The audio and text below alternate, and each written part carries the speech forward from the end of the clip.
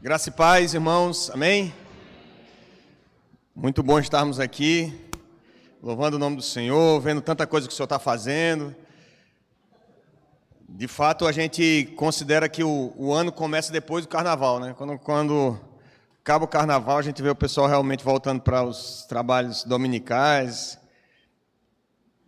Tem gente que consegue tirar férias de janeiro até o Carnaval, mas louvado seja o Senhor, porque estamos aqui. Só esclarecendo, meus irmãos, antes de nós entrarmos na aula propriamente, é que o nosso grupo de discipulado, o pequeno grupo que vai estudar o livro Pecados Intocáveis, do Jerry Bridges, ele começa de amanhã a 8, no dia 3 de março, nós começaremos às 19 horas, dia 6, não é isso? Dia 6 de março.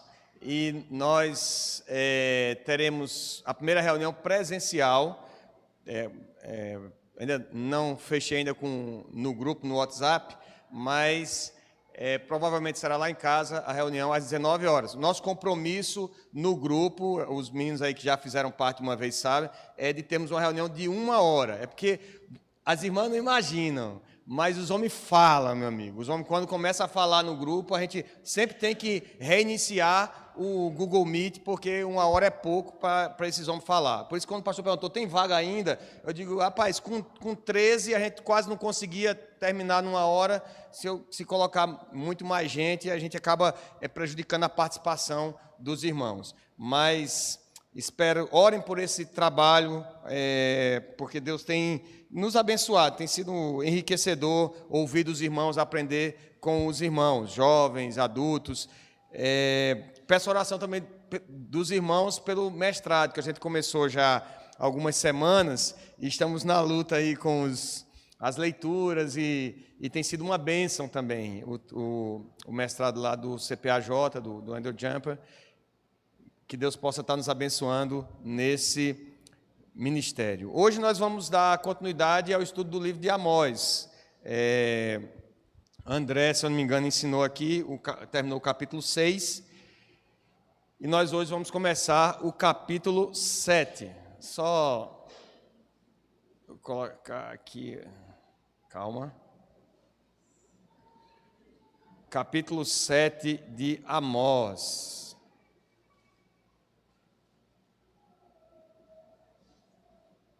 Hoje eu não esqueci os slides, graças a Deus. A gente vai ler.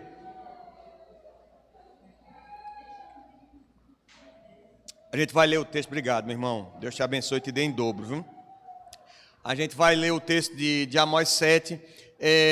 Eu não quis fazer a divisão até o versículo 9, o 10 até o 14, aliás, do 10 até o 17, para que a gente pudesse ter uma ideia de todo o contexto do capítulo. Me parece que é um discurso só, e a resposta ao discurso, então é apropriado, é adequado que a gente tente estudar de uma vez só, tá bom? Então vamos ler Amós, capítulo 7. Podemos fazer a leitura responsiva, já que está sendo projetada aí. Eu começo lendo o verso 1, e lerei os versos ímpares, e os irmãos lerão os versos pares, tá bom? A visão do gafanhoto, do fogo e do prumo. Isto me fez ver o Senhor Deus. Eis que ele formava gafanhotos ao surgir o rebento da erva serôdia, e era a erva serôdia depois de findas as ceifas do rei.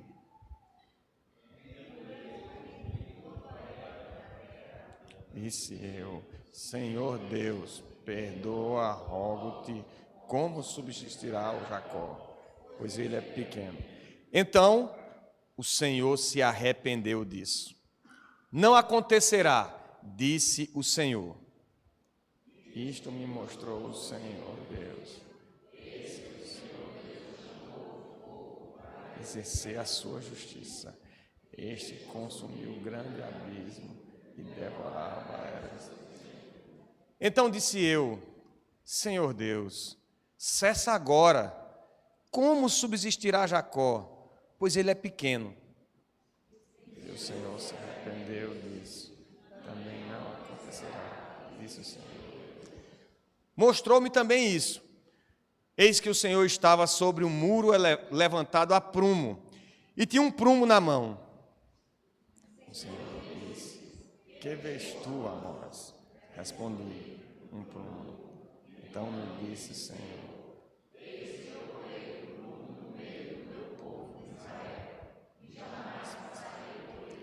mas os altos de Isaque serão assolados e destruídos, os santuários de Israel. E levantar-me-ei com a espada contra a casa de Jeroboão.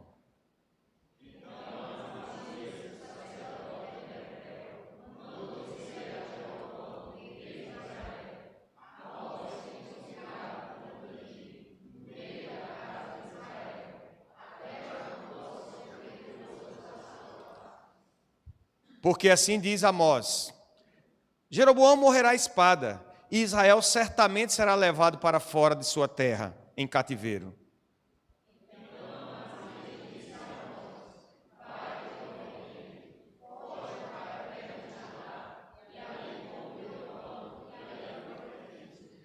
Mas em Betel, daqui por diante, já não profetizarás, porque é o santuário do rei e o templo do reino.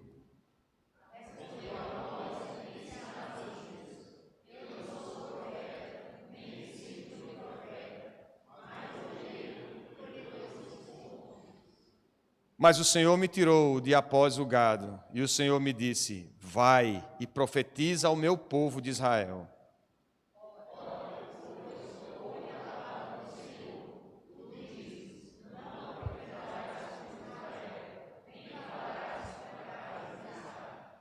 Portanto, assim diz o Senhor: tua mulher se prostituirá na cidade, e teus filhos e tuas filhas cairão à espada, e a tua terra será repartida a cordel, e tu morrerás na terra imunda, e Israel certamente será levado cativo para fora da sua terra. Até aqui a leitura da palavra do Senhor. Que o Senhor nos visite hoje com a sua graça e nos ensine mais sobre a sua palavra, sobre o conhecimento dele, em nome de Jesus. Amém? Queridos, eu queria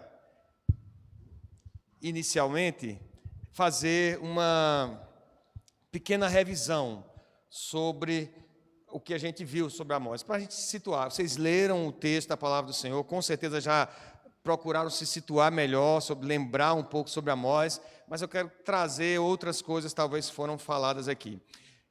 Vamos orar mais uma vez, pedindo que o Senhor possa estar nos iluminando, nos dando entendimento a respeito daquilo que vamos estudar nessa manhã. Senhor Deus, Pai amado, por meio de Jesus e dos méritos do Cordeiro Santo, que nos permite, Senhor, que nos acheguemos a Ti com ousadia e ao mesmo tempo com reverência, Senhor, em Cristo Jesus, pelo sangue derramado na cruz, pelos seus méritos, pela sua obra bendita e pela esperança da ressurreição dos mortos. Nós rogamos, ó Pai, que o Senhor, agora que lemos a Tua palavra, que a consideramos, Senhor, como a base da nossa fé, a doutrina da nossa salvação, te pedimos que o Senhor tenha misericórdia de nós, que o Senhor passe sobre nós essa manhã e não leve em conta os pecados, Senhor, que cometemos, mas diante do Teu prumo perfeito, santo, justo, verdadeiro, que o Senhor possa, em nosso meio, se agradar de falar ao nosso coração. Fala, traz com a Tua bondade, Senhor, graça, perdão, traz ânimo, encorajamento, traz renovo, para a glória do Teu santo nome, Senhor. É assim que a Tua igreja te adora, assim que a Tua igreja suplica nessa manhã, em nome de Jesus. Amém. Bom, meus queridos, então, revisãozinha rápida. O que Amós faz? Aí o texto dá dica, né? O que é que Amós fazia? Amós era filho de profeta? Não? Amós escreveu um livro que está entre os profetas menores em no cânon, na Escritura Sagrada, porque ele era discípulo de profeta? Não. Amós era pastor, boieiro e agricultor? Exato. Aí também essa foi fácil. Aqui a primeira tem que ser para você se animar, porque se eu boto uma muito difícil no começo, aí você diz, já não respondo as outras. Mas, de fato, o texto que nós lemos fala que Amós, ele não fala nesse versículo que nós lemos, no capítulo 7, que ele era pastor. Ele vai dizer que é pastor no começo da profecia, lá no começo do livro, que ele é pastor. Aqui ele diz que ele não é só pastor de ovelhas, ele é também boieiro, era um cara que cuidava de gado e de cultura de plantas, né? É agricultor e pastor. Segunda perguntinha rápida, de onde ele era? Amós, ele era de Jerusalém, Reino do Sul, ele era de Tecoa, Reino do Norte, ou ele era de Nínive, na Assíria? Nem está tão difícil assim, gente, pelo amor de Deus. Ele era de onde? Amós era de Tecoa, do Reino do Norte. O Reino do Norte e o Reino do Sul aí foi para dar a dica, porque ele profetiza para Israel, o Reino do Norte. Lembra a cisma que houve, ou cisma, né, das tribos, e aí 10 tribos ficaram lá no norte com Jeroboão. Primeiro, não é esse Jeroboão que ele fala aqui, então não posso falar, não tem uma pergunta sobre isso. Mas fica no Reino do Norte, e o Reino do Sul, cuja capital é Jerusalém, fica com a descendência de Davi. Aqui a capital do Reino do Norte é Samaria, mas Amós está profetizando aqui, ele é de Tecoa, não é de Samaria, nem é de Nínive, porque ele está profetizando que os assírios viriam sim com a sua força e tomariam a Israel. Terceira pergunta: quem era rei em Israel no tempo de Amós? Era Jeroboão II, Acabe ou Jeroboão I? Aí eu também já dei a dica, né? Jeroboão II, porque Jeroboão I foi justamente dessa divisão das tribos. Jeroboão fica como rei no Reino do Norte, só que dessa linhagem aqui por volta do ano 740 a.C., surge esse Jeroboão II num momento de prosperidade, de avanço militar, e é exatamente nesse momento de aparente tranquilidade, de prosperidade e de domínio militar que Amós se levanta. E por fim, qual desses não eram locais de adoração em Israel? Betel, Gilgal e Jerusalém. Aí tem uma casca de banana, né? Qual desses não eram locais de adoração em Israel?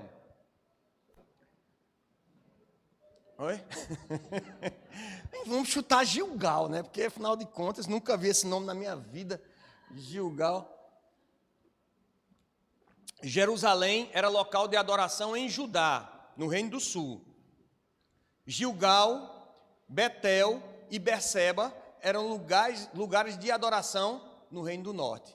Lembra que quando nós estudamos capítulo 6, o começo do capítulo 6, salvo engano, foi capítulo 5, que nós falamos sobre isso. Jeroboão, quando ele sai com as 10 tribos, ele percebe que o povo, né, eventualmente, esporadicamente, eles vão nas festas lá em Jerusalém adorar a Deus. Aí Jeroboão disse: rapaz, eu estou frito com esse negócio, porque eles vão lá adorar, de repente eles se tocam, o lugar de adoração é Jerusalém. O rei ungido vem de lá, então eles vão acabar me depondo e vão acabar integrando o reino novo. Eu vou criar locais de adoração. Então ele pegou locais que eram estratégicos lá no Reino do Norte. Betel, porque tinha toda uma história de Betel. Lembra de Betel? O que foi que aconteceu em Betel? Eita, essa pergunta é mais difícil, né? O que foi que aconteceu em Betel que tornava um local especial para o povo? Uma coisa só. Oi? Isso, Jacó. Jacó estava passando para arrumar a esposa, na verdade fugindo do seu irmão, e ele para num determinado local, usa uma pedra como travesseiro, e ele tem uma visão de uma escada com anjos subindo e descendo, e aquele local era luz, era Betel. Oi? Se chamava Luz, aí chamou de Betel. E Gilgal foi o primeiro local em que Josué, quando passa o Rio Jordão, faz o acampamento. O primeiro local onde o povo não come mais maná, onde Deus cessou o maná, é em Gilgal. É o início da conquista da terra. Então, simbolizava essa conquista, essa promessa que havia sido cumprida para o povo. Então, Jeroboão, espertamente, ele coloca locais altos de adoração em Betel, coloca um bezerrão de ouro lá, coloca outro altar em Gilgal, em Berseba, e diz assim: estes são os deuses que tiraram vocês do Egito, então adore esses deuses, foi esses deuses que trouxeram a gente até a terra. E o povo começou a misturar as coisas, usava parte daquilo, um culto parecido com o culto que era de adoração a Deus, ao Deus de Israel, o Deus de Judá. Eles faziam sacrifícios, né? De repente o louvor era parecido, a liturgia e tal, mas eles adoravam um Deus falso, adoravam o bezerro, adoravam os altares, misturava com coisas de cultos estranhos e pagãos. Havia não somente idolatria, mas a prostituição cultural, que era comum nas culturas pagãs, e ele mistura tudo isso para que o povo tivesse locais de adoração, e é por isso que Deus envia a palavra. Até o capítulo 6, Deus envia a palavra para o povo, dizendo assim: rapaz, se arrependam, vocês estão sendo idólatras, vocês estão adorando o Deus que é zeloso, que é santo, e estabeleceu uma forma de ser cultuado e adorado, porque Ele é santo e perfeito. Aí o povo simplesmente deturpa toda essa adoração, começa a adorar outros deuses, e Deus começa a dizer: olha, vocês têm que se voltar para Deus, vocês têm que deixar essa adoração pagã, essa idolatria. E a partir do capítulo 7, o foco, a ênfase muda um pouco, que agora Deus vai dar algumas visões a Amós, que são visões de juízo. Deus vai dizer: acabou, agora os assírios vêm e vão cumprir o juízo sobre este povo. Então é isso que nós vamos ver hoje. As primeiras 3, nós temos 5 visões, entre o capítulo 7 e o capítulo 9. Primeiro a gente vai ver a visão dos gafanhotos, depois a visão do fogo, a visão do prumo, e mais para frente, nos outros capítulos, nós vamos ver a visão do cesto de colheita e a visão do altar. Mas hoje nós vamos ver as primeiras 3 visões e a resposta que ele teve por parte dos sacerdotes da época. Então vamos lá, vamos ver se a gente avança. Isso, beleza. Então, não desliga. Maravilha. Primeira visão de gafanhotos, que a gente leu no começo do capítulo 7 aí. Isto me fez ver o Senhor Deus. É assim que Amós começa falando. É importante a gente falar um pouco sobre isso, porque a autoridade profética de Amós vai ser questionada aqui por um sacerdote chamado Amazias. E ele começa dizendo: olha, foi Deus quem me fez ver. Não é fruto da imaginação. Eu não estou assim pensando: eu acho que eu sonhei. Ninguém sabe também como foi, porque ele não descreve em detalhes se foi em sonho, se foi num êxtase, mas ele viu. A verdade é que Deus fez com que ele tivesse essa visão. E Amós poderia dizer que assim diz o Senhor: Deus me fez ver isto, porque a esta época era assim que Deus realmente trazia a sua palavra profética para o povo, era assim que Deus revelava a sua vontade para o povo. Mas se nós nos lançarmos ao texto de Hebreus capítulo 1, Hebreus 1 diz assim: havendo Deus outrora falado muitas vezes e de muitas maneiras aos pais pelos profetas, nesses últimos dias nos falou pelo Filho, a quem constituiu herdeiro de todas as coisas, pelo qual também fez o universo. Ele que é o resplendor da glória, a expressão exata do seu ser, sustentando todas as coisas pela palavra do seu poder. Depois de ter feito a purificação dos pecados, assentou-se à direita da majestade nas alturas, tendo se tornado tão superior aos anjos quanto herdou o mais excelente nome que eles. O autor de Hebreus está falando de como é que a palavra profética era trazida até Jesus. Jesus, que é a expressão exata do ser do Pai, inicia então ou encerra o fim dessa palavra profética como era anunciada pelos profetas, em que Deus se revelava através de visões, de sonhos, trazia a sua palavra e eles registravam então: assim disse o Senhor me fez ver como Amós falou.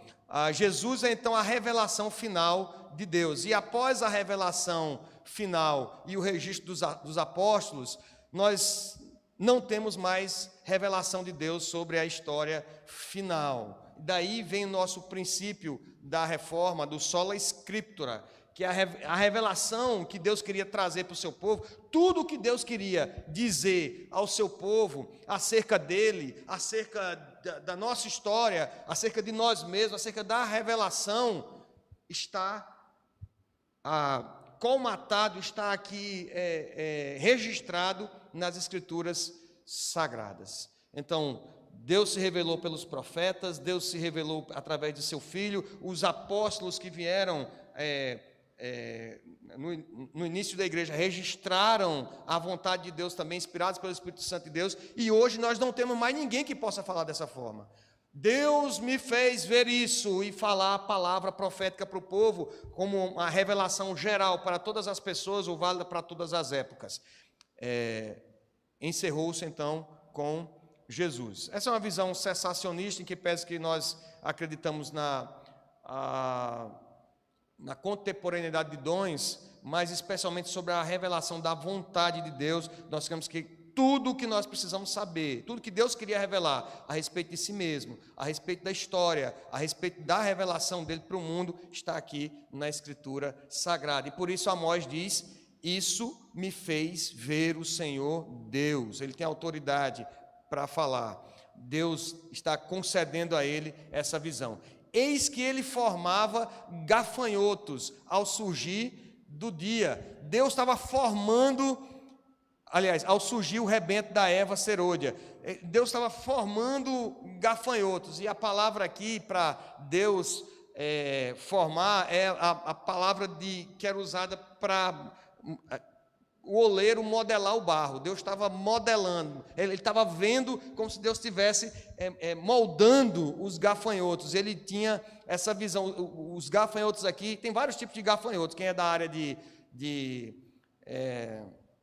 quem é da área de zootecnia, zoologia, sei lá, vai entender mais disso. Eu não sou muito fã de gafanhoto, não, mas a palavra aqui fala do gafanhoto cortador. O gafanhoto é aquele que destrói, é uma praga mesmo, que destrói as plantações. E gafanhoto, se você bem se recorda, gafanhoto é usado nas Escrituras em outras ocasiões, justamente para demonstrar o juízo de Deus, a justiça de Deus sobre o povo. Alguém lembra de alguma outra situação em que se fala sobre gafanhoto na Bíblia?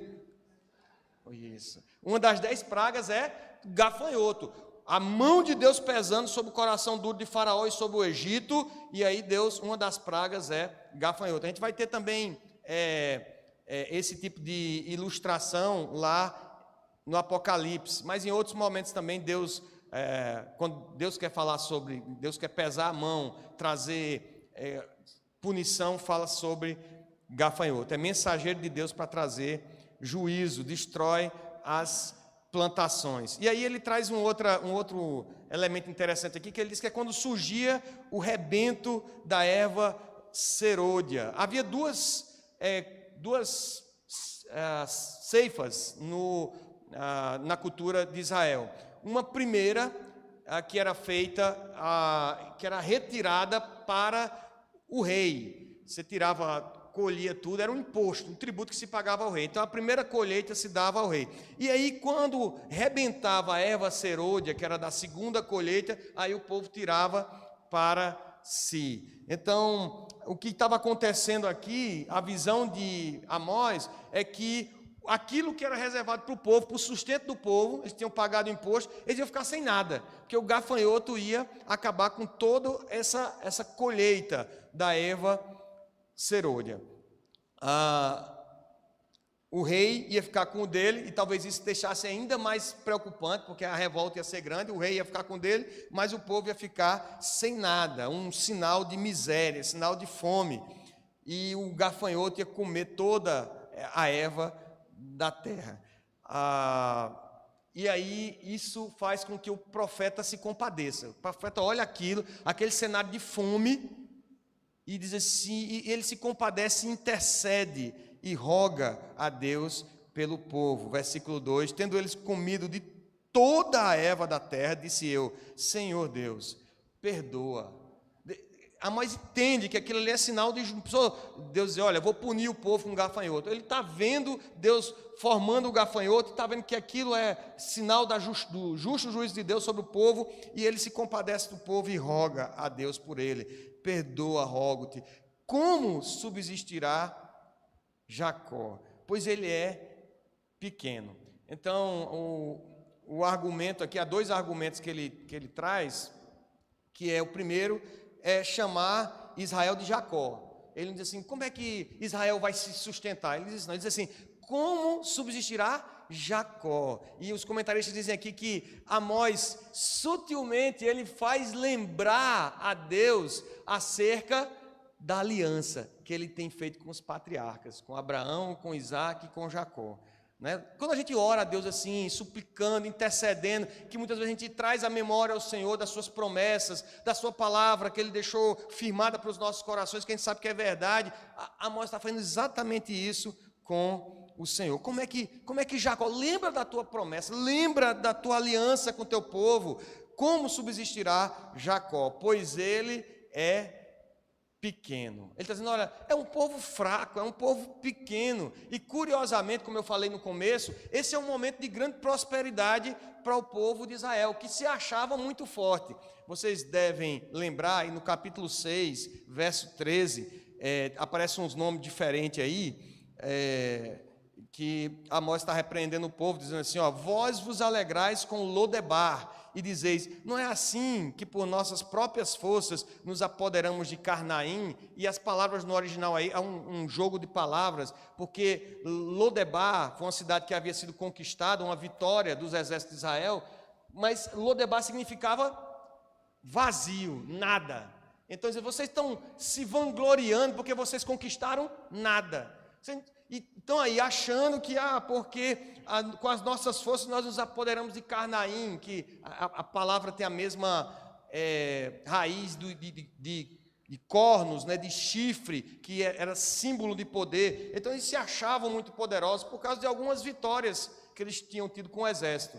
E ao contrário do que o povo achava de si mesmo, achava que era poderoso, achava que era forte, achava que era valoroso, Amós está dizendo: o povo é pequeno, esse povo é pequeno, Senhor, não faz isso não, senão você vai acabar com o povo. Ele é pequeno, se achava forte, mas é pequeno. Aí acontece talvez o calcanhar de Aquiles da nossa aula de hoje de manhã, que diz que Deus se arrependeu. Na verdade, ele fala isso duas vezes no texto. Ele fala assim: então, versículo 3, então o Senhor se arrependeu disso. E o Senhor disse assim: não acontecerá, disse o Senhor. O Senhor se sensibiliza com a intercessão do profeta, e guardem isso, porque essa é uma grande lição desse texto. Além do fato da gente muitas vezes se achar muita coisa e achar que a gente é digno e merecedor de muita coisa, sem a gente ser absolutamente nada, ser apenas pó, tem um fato aqui de que a intercessão do profeta, a intercessão, ela tem valor, ela alcança o coração de Deus, e Deus então se arrependeu. Mas Deus é homem para se arrepender? Essa talvez é a pergunta mais difícil, né? As perguntas começaram facinha, aí agora estão ficando difíceis. Deus é homem para que se arrependa? Deus é homem para que minta, o filho do homem para que se arrependa? Ninguém responde, porque se disser que sim, aí você está indo em contra a palavra de Deus, né? É praticamente uma blasfêmia. Se disser que não, aí como é que você vai explicar? Que aqui ele está dizendo que Deus se arrependeu. E a Bíblia se explica a gente tem que levar em conta o contexto, tem que levar em conta as questões culturais e da forma que foi escrita. Então, na linguagem bíblica, aqui acontece, guarda esta palavra que é muito bonita, acontece um fenômeno chamado de antropopatia, ou antropomorfismo, que nós somos humanos, limitados à nossa cultura e à nossa própria linguagem, às nossas definições. E nós estamos tentando descrever uma atitude de um Deus que é muito maior do que nós e que é perfeito em todos os seus atos. Deus não comete erros, Deus não é pego de surpresa, Deus não se equivoca. Mas para explicar o fato de que ele aqui teve esse comportamento de dizer, não vou mais destruir o povo, o autor, a linguagem, na linguagem humana, o que mais se aproxima disso é dizer que Deus se arrependeu. Mas, em hipótese alguma, Deus se arrepende como o homem se arrepende, de voltar atrás porque falhou ou fez algo de errado. Então, aqui, o que acontece aqui a linguagem procura, num comportamento humano semelhante, descrever aquilo uma atitude que Deus está tomando. Então, a Bíblia fala, algumas vezes, como se Deus fosse um de nós, fosse um homem, e por isso atribui a ele determinadas emoções, mesmo sendo um ser espiritual, ele não é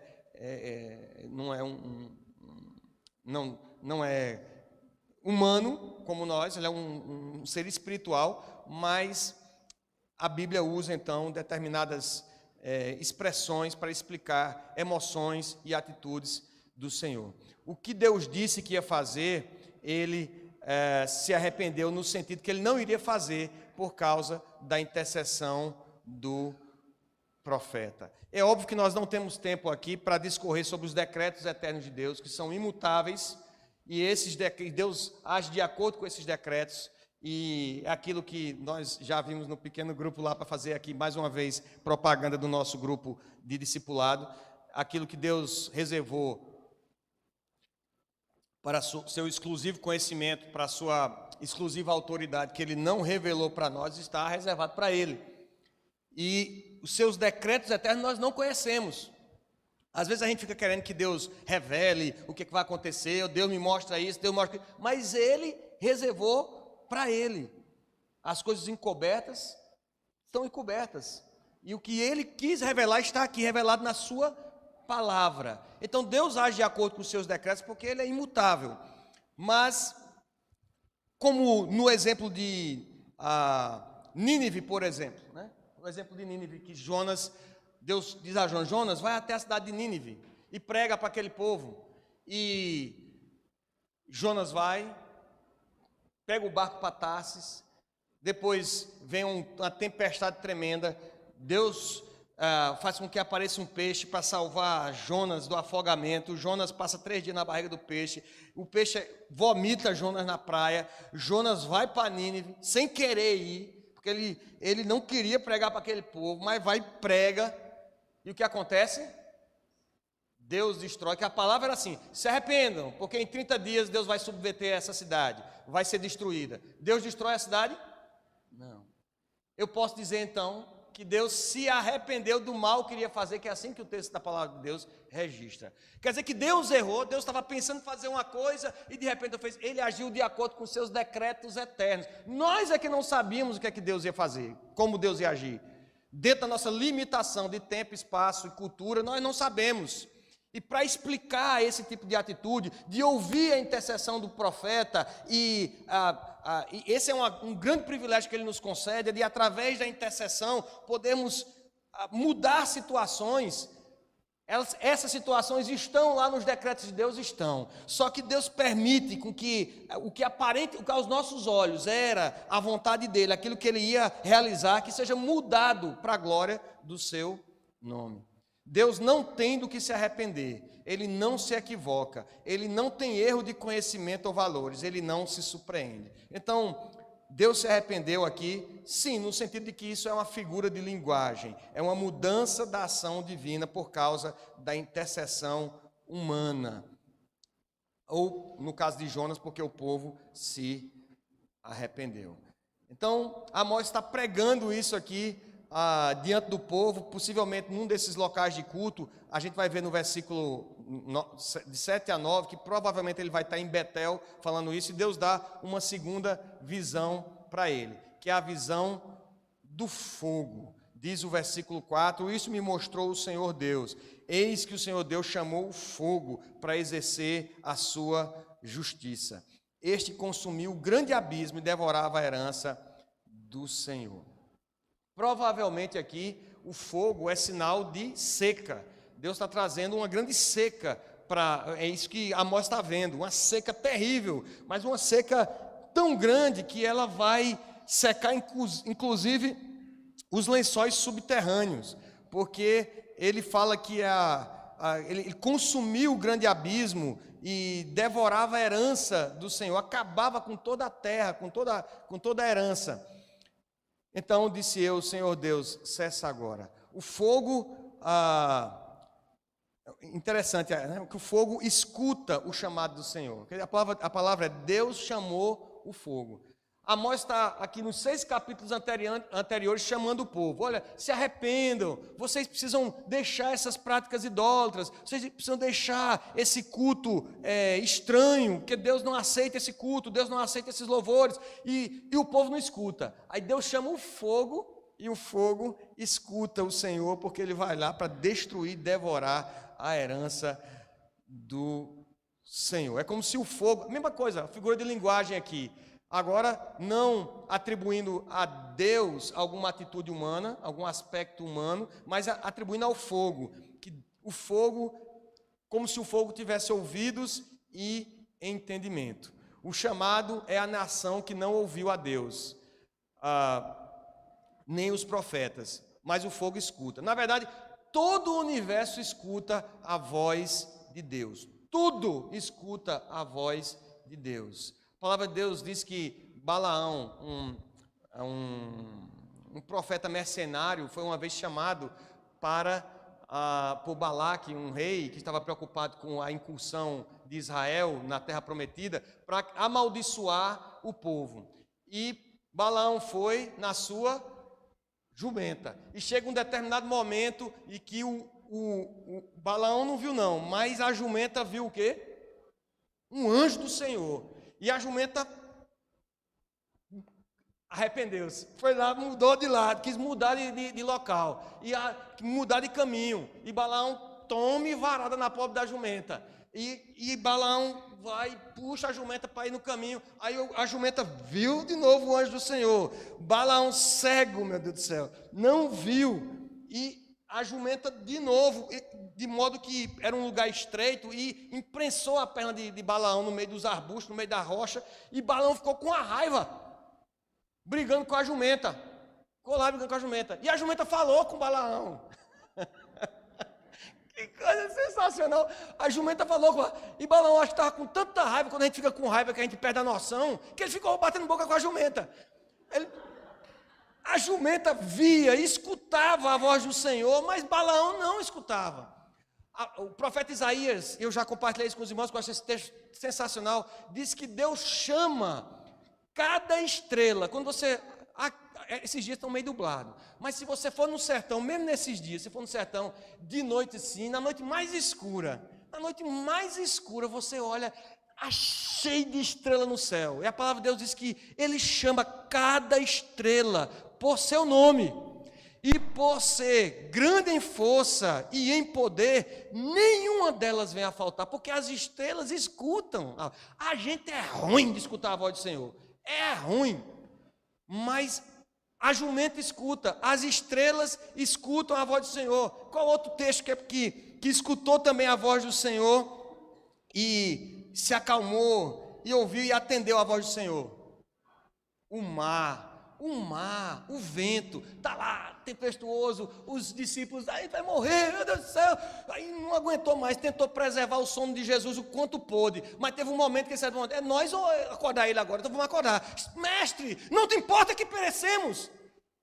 Jesus olha para aquela zoada, acalma-te. E o vento escutou? mar, para com essa tua fúria. Porque o vento, o mar, a gente é ruim de escutar, mas o vento, o mar, as estrelas, a jumenta, o fogo, escutam a voz, porque Ele é Deus. Ele é Deus. E Amós olha para esse fogo e essa seca terrível e se compadece mais uma vez. O fogo trazendo justiça sobre a forma de seca. E Amós então se compadece novamente. Ele pede agora apenas que Deus pare. Quando ele vê esse quadro caótico, ele diz assim: cessa agora. Para, Senhor. Como é que Jacó, novamente, usando os termos da aliança, né? Como é que subsistirá Jacó? Pois ele é pequeno. Os mesmos dois argumentos. Senhor, lembra da tua aliança, lembra da promessa, que Jacó não é nada, ele é pequeno, o Senhor vai destruir Jacó. E mais uma vez, Deus surpreende a nós e a Amós aqui, porque ele escuta a intercessão do profeta. Porque se por um lado, toda a criação, todo o universo escuta a voz desse Deus Todo-Poderoso, nós que somos surdos à sua voz muitas vezes, nós somos ouvidos por Ele. Ele escuta a nossa intercessão, Ele escuta a nossa voz. E Amós intercede pelo povo, um povo que é pecador, um povo que é idólatra, um povo que está envolvido em todo pecado, que desagrada, que afastando-se dos caminhos do Senhor, mas o Senhor escuta a voz do profeta e diz: não acontecerá, também não acontecerá, disse o Senhor. Ele retém a sua ira, ainda que não inocente o pecador, mas ele retém a sua ira. E aí temos uma terceira visão. Eita, nós, a hora já vai avançar da terceira visão. Esse aqui, para quem gosta de construção, é um prato cheio. É a visão do prumo. Alguém sabe para que serve o prumo? Alguém já viu usando o prumo? Ah, sabe, a irmã já usou um prumo. A irmã já usou um prumo? Isso.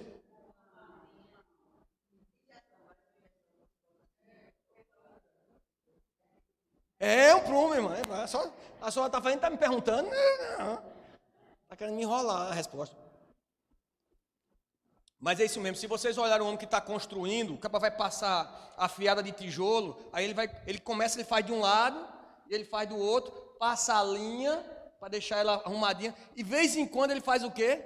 Coloca o prumo lá em cima, solta o prumo, a cordinha, com o peso no final da corda, para ver se tem algum bucho, né? Alguma barriga. Tem alguns irmãos aí que estão precisando jogar o prumo, para dar uma alinhada. E por que você faz isso na parede? Porque se a parede tiver um bucho, o que acontece? Tem que derrubar. Se você não derrubar, chega a Defesa Civil depois, ou a prefeitura só bota abaixo. Porque ninguém vai ficar passando aqui perto dessa parede e de repente ela cair na cabeça de alguém.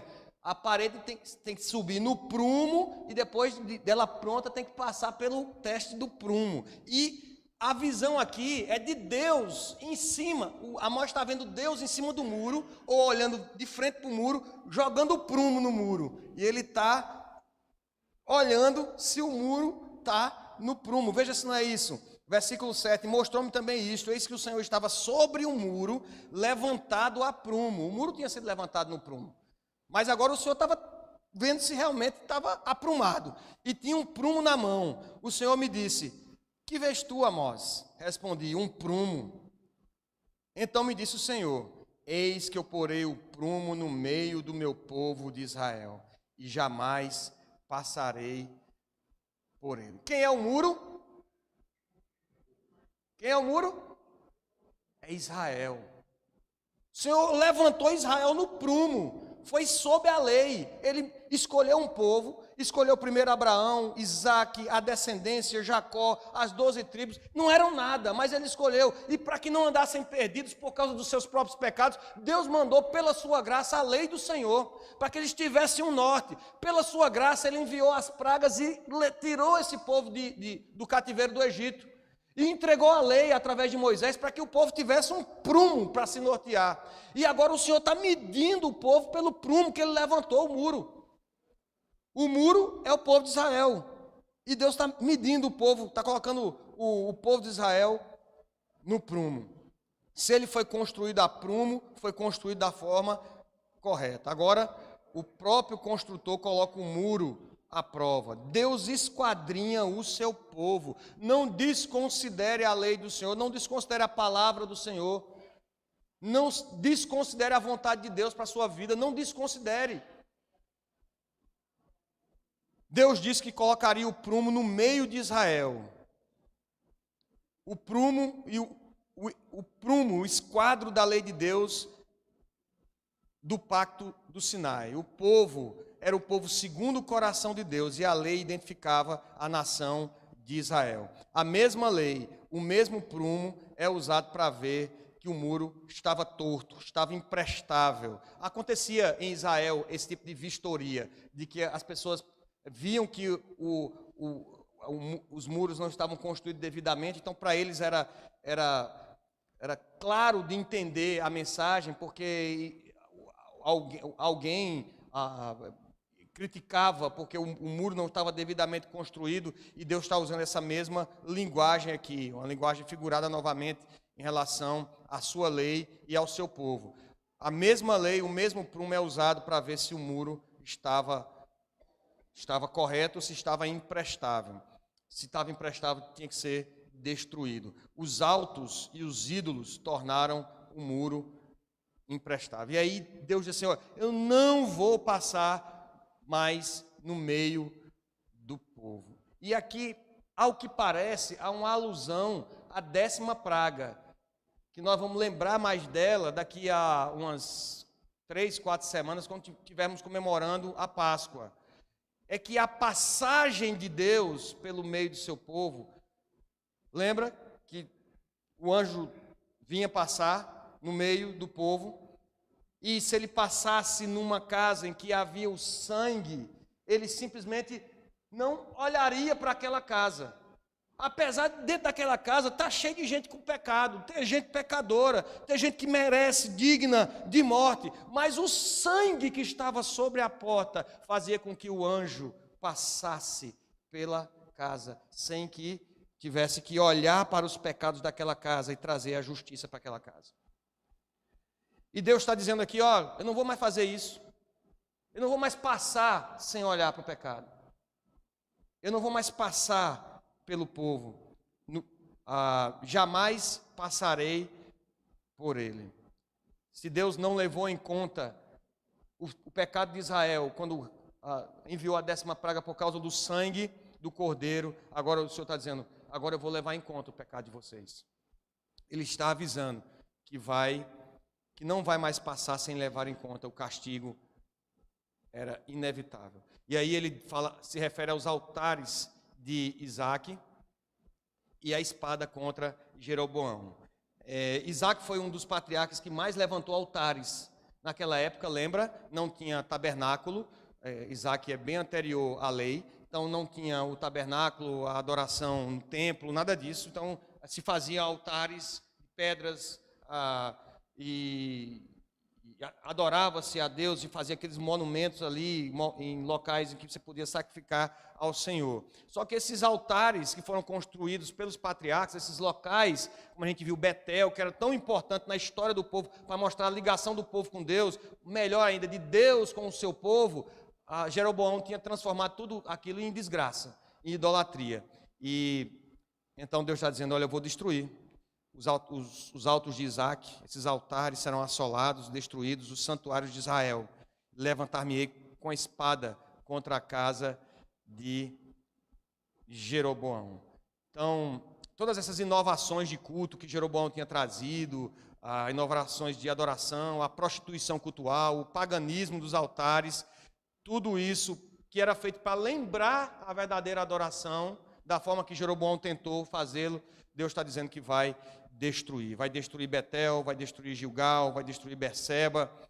Deus vai destruir o poder religioso e o poder político na figura de Jeroboão. Na verdade, Jeroboão, ele morre, até onde a gente sabe no registro bíblico, ele não é alcançado. Me parece que a intercessão do profeta consegue salvar a vida de Jeroboão, mas o seu filho é assassinado em praça pública. E alguns anos depois, Sargão II invade Israel, destrói a cidade, leva uma parte, aqueles que ele não matou, ele leva cativo, traz gente da Síria para habitar ali, acabando completamente com a identidade do povo em Israel. Mas aqui Amós está no templo, num local de adoração, chamando o rei de idólatra, proclamando condenação sobre aquela dinastia. E aí tem a resposta de Amazias, que é um sacerdote que está ali fazendo aquele culto misto, aquela coisa meio aquela coisa estranha ali, e Amazias, para fazer a média com o rei, ele faz aqui, ele critica e ele lança algumas fake news aqui a respeito de Amós. Ele chega a dizer ao rei: Amós tem conspirado contra ti. Ele não fala da palavra do Senhor, ele não fala da idolatria, mas fala que Amós está como se Amós tivesse algum interesse político de derrubar Jeroboão. Ele diz: Amós tem conspirado contra ti no meio da casa de Israel, e a terra não pode sofrer todas as suas palavras. Versículo 10. Porque ele diz: Jeroboão vai morrer à espada, e Israel certamente será levada para fora de sua terra em cativeiro. Então, Amós não era um conspirador, nem um perturbador político, mas Amazias aqui também está rejeitando e deturpando a mensagem de Deus através do seu profeta. Ele omite a compaixão de Amós, que ao mesmo tempo que Amós está proclamando isso em Betel e nos locais de culto, ele também está intercedendo pelo povo. Mas Amazias omite essa compaixão e a intercessão do profeta. E omite também o problema, que era que o povo precisava arrepender-se e voltasse ao verdadeiro culto. É mais fácil, meus irmãos, bajular os reis, é mais fácil bajular os políticos, é mais fácil bajular as pessoas que têm poder, é mais fácil agradar os outros do que falar sobre juízo de Deus. É mais fácil trazer um discurso que agrade as pessoas do que falar sobre pecado, sobre condenação eterna. É mais fácil falar sobre essas coisas, tentar fazer a média com quem tem o poder político, com quem tem o poder econômico, com as pessoas que mandam nesse mundo, do que trazer uma palavra de verdade e confrontá-los com a necessidade de arrependimento e salvação. Então, o profeta sofre aqui as palavras de Amazias.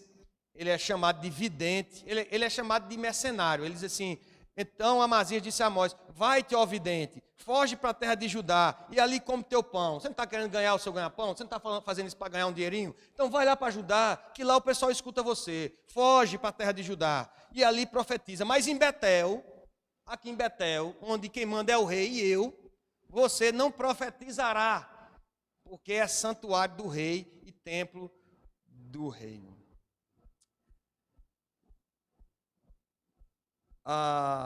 Possivelmente Amazias está tirando Amós por ele próprio, né? Aquele que está ganhando o pão com a religião, recomenda então que ele fuja e vá para Judá. Amós é tentado aqui a pensar no seu bem-estar e não na mensagem, deixar a mensagem para segundo plano. É melhor obedecer aos homens ou obedecer a Deus? E aí a gente vê a vocação de Amós, ele trazendo a sua vocação, o seu chamado. Ele responde, versículo 14: eu não sou profeta. Não sou. Você pensa que eu estou aqui porque eu sou profeta, um profissional da fé? Não sou profeta. Eu cuido de gado. Eu tô depois do esterco. Depois do gado estou eu. Eu vim de trás do gado. Eu sou boieiro, sou colhedor de sicômoros. Mas o Senhor me tirou de lá, de após o gado, e me disse: vai e profetiza no meio do povo de Israel. Ele é consciente que Deus o chamou. Saber que onde você está foi Deus que colocou para fazer tudo conforme a vontade de Deus é fundamental para você ter consciência da vocação de Deus. Ah, mas eu estou aqui, eu não sei, é uma situação muito difícil, mas Deus lhe colocou ali, Deus tem um propósito na sua vida, meu irmão. Deus quer que você faça, quer que você abra a sua boca, quer que você quer que você fale. Ele lhe tirou não sei de onde, de qual situação você estava, quando você conheceu a graça do Senhor, quando Ele lhe chamou com laços de amor pela cruz do Calvário ensanguentada. E se Ele lhe chamou assim, então seja testemunha onde você estiver. Você não precisa ter o título de profeta, de presbítero, de diácono, de ministro de louvor, de coordenador, de coisa nenhuma nessa igreja para servir a Deus. Não espere receber brevê de presbítero, plaquinha, boné de colaborador da empresa, da igreja, para fazer algo para Deus. Porque de onde Deus lhe tirou e aonde Ele lhe colocou, Ele tem um propósito e quer que você testemunhe. É só isso que Ele quer de você. Que você o obedeça. E é isso que o profeta está dizendo a Amazias. Em vez de fugir, ele abre a boca e fala a palavra de Deus. Homem chamado por Deus não foge, não se acovarda, porque ele não tem medo de homens. Sempre haverá aqueles que tentam calar as vozes daqueles que pregam, sempre. O evangelho, ele causa reações. Ele é a espada de dois gumes, ele traz salvação e traz justa condenação pela sua pregação. E tem pessoas que não aguentam ouvir isso. É melhor o discurso ecumênico, de conciliar todas as religiões e todos os deuses e todas as inclinações desse mundo. Aquele a quem Deus comissiona não pode calar sua voz. Amós não tinha dinheiro, não tinha sobrenome, não era discípulo de profeta, mas ele não podia desobedecer o chamado do Senhor. Aplicações para a gente acabar em 5 minutos. Aplicações. Presta atenção naquilo que você ouviu hoje da aula. Primeira aplicação. Grande misericórdia de Deus para com o seu povo. Deus está suportando os pecados de um povo que está desobedecendo frontalmente o que Ele estabeleceu para a sua adoração e seu culto. Mas ainda assim Ele escuta a oração do profeta e diz, não vou fazer dessa vez não vou mandar o fogo não vou mandar o gafanhoto não. O mesmo Deus de Amós é o nosso Deus, que é compassivo e tolerante, por mais que a gente peque. Porque a gente às vezes não quer chegar a Deus, não quer falar com Deus, não quer buscar a Deus, porque a gente, eu sou tão pecador, eu caí de novo. Busque a compaixão do Senhor, busque a misericórdia do nosso Deus, porque Ele é misericordioso e é tempo de encontrar misericórdia da parte dEle. Haverá um dia em que Ele virá, não com misericórdia, mas virá com justiça. E todo olho verá, e todo joelho se dobrará. Mas busque, hoje é tempo de clamar por essa grande misericórdia, pelo amor que Ele tem pelo seu povo. Em segundo lugar, meus irmãos, segunda aplicação, não há poder sem oração. Você quer ter poder para pregar, você quer ter poder para testemunhar, ore, interceda, busque ao Senhor. Essas coisas não acontecem como mágica, mas como disciplina na vida do crente. Não há, todo pastor Hernandes Dias Lopes, ele tem uma frase, eu não sei onde eu coloquei aqui. Primeiro, o pregador se levanta como reparador de brechas e depois como proclamador. Nós precisamos orar, meus irmãos. Precisamos orar, dobrar os nossos joelhos, levantar as nossas vozes, orar individualmente, orar em família, orar como igreja, orar e suplicar ao Senhor, porque o Senhor escuta a nossa oração, não há poder de testemunho. A igreja não cresce espiritualmente, a igreja não é edificada se não houver oração. É tolice pensar que oração não muda situações. Você vê que por falta de um termo, de uma palavra para dizer o que é que Deus faz quando a gente ora, o profeta diz que Deus se arrependeu. É porque a oração muda situações, a oração muda circunstâncias, a oração muda a realidade. E nós temos acesso a essa ferramenta extraordinária de poder e nós simplesmente a desmerecemos. A oração, de fato, muda a história, muda as circunstâncias. mesmo considerando os decretos eternos de Deus, porque Ele age de acordo com os seus decretos eternos. Esse é o grande mistério da oração. É porque Ele manda a gente orar, mas para que orar? Você já tem tudo decretado. É porque Ele escolheu o Deus que preordenou os fins, predestinou os meios. E Ele fez dessa forma para que a gente participasse da história, orando, pregando com Ele, ainda que Ele tenha tudo decretado nos seus decretos eternos. Esse é o grande mistério da oração. Oi. Diga-me. Hã? Deus realiza. Deus realiza. Eu creio que Deus continua realizando milagres através da oração. Deus continua curando, Deus continua transformando uma vida que está entregue ao pecado, no lamaçal do pecado, em uma vida resgatada pelo seu sangue e agora testemunha do nome de Jesus, que é o maior milagre de todos.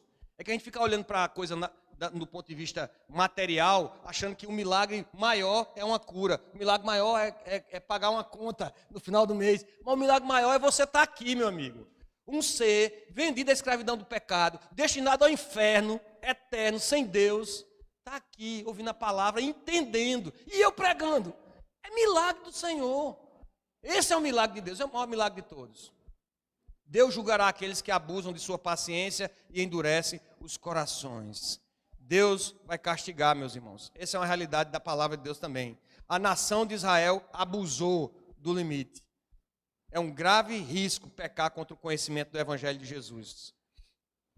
Nós temos mais luz do que aquele povo, porque nós conhecemos a Cristo. Cristo já veio, a exata expressão do ser de Deus.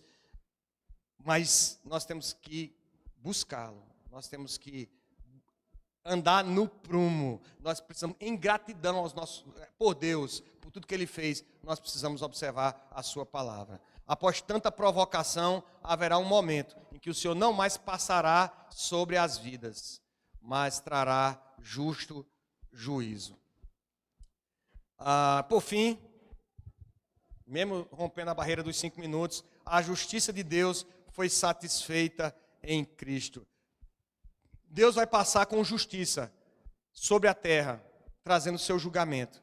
Mas aqueles que têm o sangue de Cristo Jesus sobre suas vidas, aqueles que foram lavados pelo sangue de Cristo, aqueles que creem verdadeiramente na obra de Cristo, de que Ele veio morrer por causa dos nossos pecados, para pagar o preço da nossa condenação, feito pecado em nosso lugar, esses que têm o sangue de Cristo estão remidos, porque não é porque por qualquer outro motivo, senão que a justiça de Deus, a sua ira justa sobre o pecado, foi satisfeita em Cristo Jesus na cruz.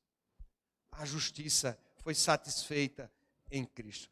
Deus está sempre irado por causa do pecado, como diz o salmista, mas Ele também ama em todo tempo. Ele não pode fazer de conta que não está vendo o pecado. A única coisa que satisfaz a ira de Deus é o sacrifício de Cristo Jesus. Então, nós podemos orar como Abacuque. Na sua ira, Senhor, trata-nos segundo a tua misericórdia.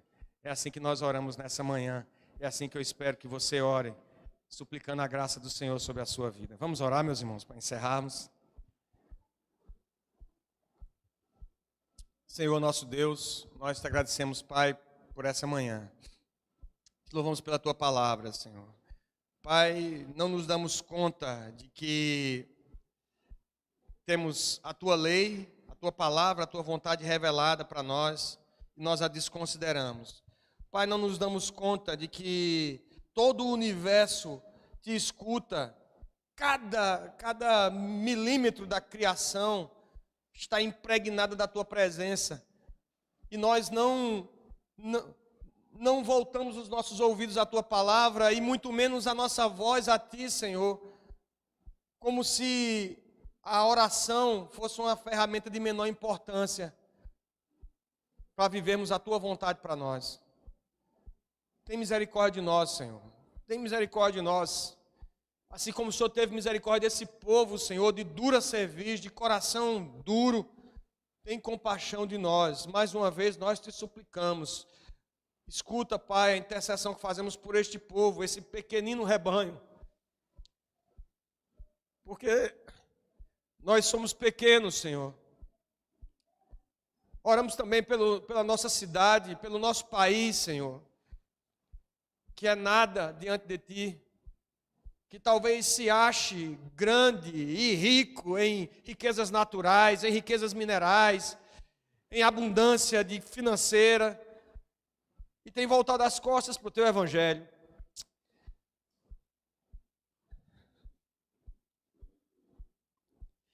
Tem misericórdia do nosso povo, Senhor, esse povo, essa nação.